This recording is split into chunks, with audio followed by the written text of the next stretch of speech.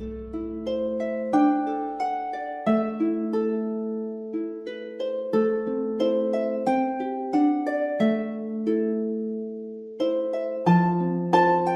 lírica provenzal y el amor cortés tuvieron una difusión vertiginosa en el continente. Del sur de Francia pasó al norte, donde los trovadores fueron llamados troveres, troveros, y escribieron en su propia lengua, la lengua de hoy. Llegó también a diversas zonas de la actual España, como Cataluña y Galicia, y en territorios de la actual Alemania, los Minnesänger se encargaron de continuar la labor provenzal. Finalmente llegaron a Italia.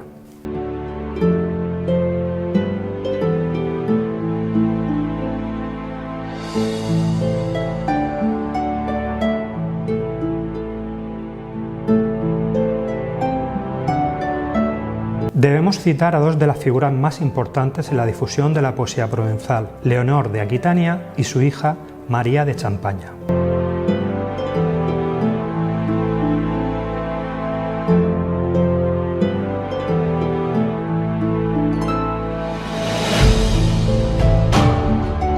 La poesía provenzal se difundió extensivamente, pero la concepción del amor que portaba, es decir, el amor cortés o la fins amor, tuvo muchísimo más recorrido. La plasmación del amor cortés a través de la cançó provenzal dio lugar a una serie de consecuencias importantes, tanto dentro como fuera de la literatura. Socialmente se ha discutido mucho si el amor cortés fue un fenómeno literario que pasó a la sociedad o ya estaba dentro de la sociedad, y la lírica provenzal lo recogió y plasmó por escrito, ya que, por lo tanto,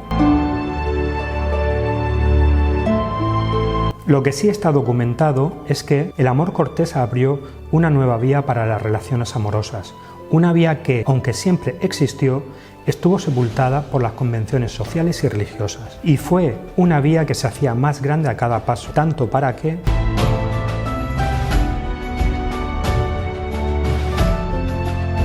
los matrimonios por amor, desgraciadamente, tardarían mucho en implantarse de manera general en Europa. No obstante, el amor cortés abrió un primer camino dentro de un mundo y una mentalidad fuertemente cerradas.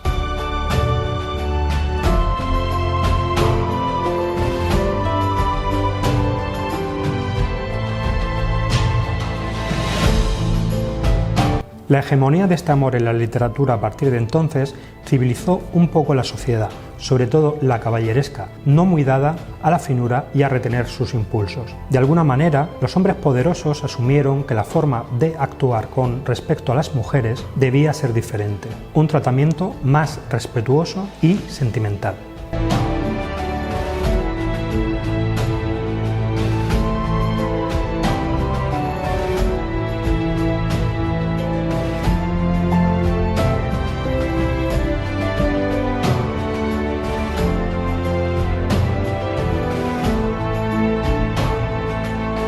Incluso se ha llegado a decir que el amor cortés fue un primer paso para la igualdad entre el hombre y la mujer.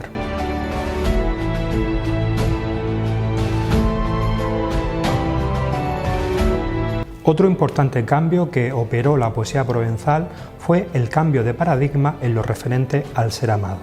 Lo que vemos hoy con cierta claridad, es decir, que el valor de una persona no está solo en sus atribuciones externas, sino también en su interior, en aquel momento fue una absoluta novedad. Huizinga nos da un perfecto resumen de la incidencia social del amor cortés.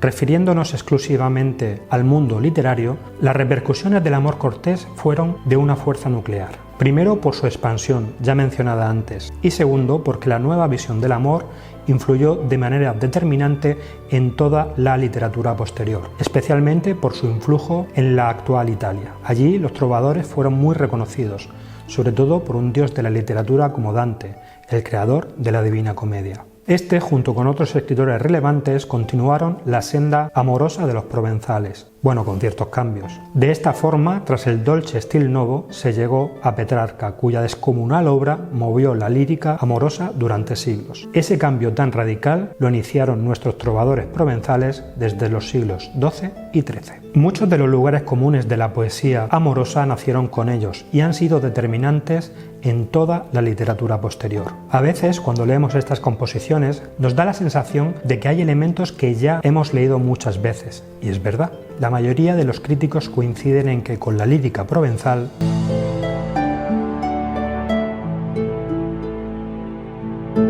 la realidad literaria suele no coincidir del todo con la realidad histórica, y por eso tengo que contaros algunas cosas que, desgraciadamente, sí son verdad. Los cortesanos y los hombres de poder en general siguieron abusando de las mujeres de menor rango.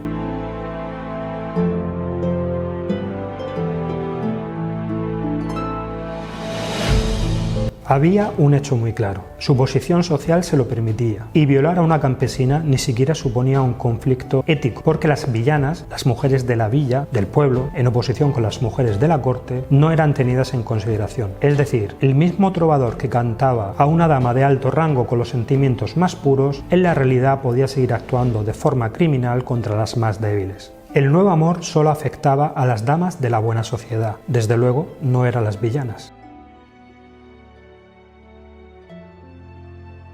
Porque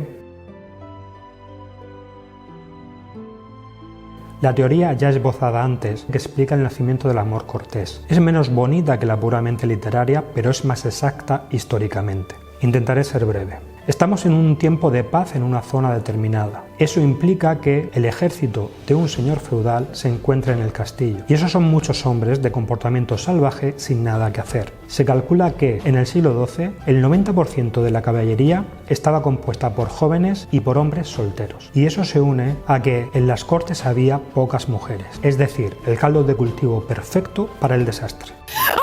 Por lo visto, según esta teoría, el amor cortés surge como una forma de educación para el noble, para el caballero.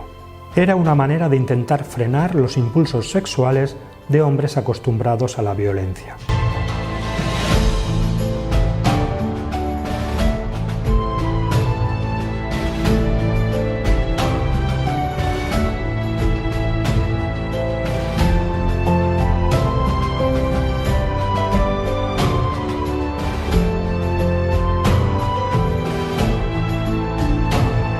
Al ser analfabetos en la mayoría de los casos, las recitaciones de las canciones trovadorescas les explicaban que ser buen caballero implicaba contener los propios impulsos.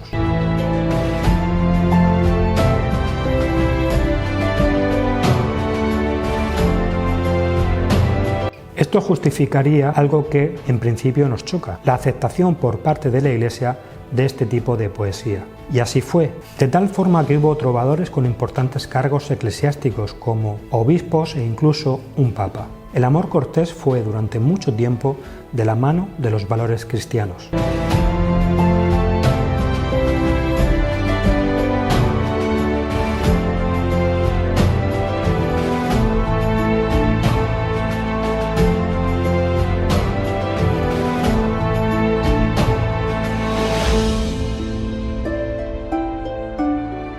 Otra teoría, menos aceptada pero que podría ser igualmente válida, se refiere a que fueron las mujeres de la corte las que ofrecían el mecenazgo a los poetas y estos en compensación las alababan. Aunque es cierto que la lírica amorosa provenzal dio un primer paso hacia el respeto de la mujer, la verdad es que en los poemas esta quedaba apagada dentro del canto amoroso. Líricamente la amada nunca responde y aparece casi como una estatua a la que se adora. La humanista del siglo XIV, Christine de Pizan, ya lo vio claramente.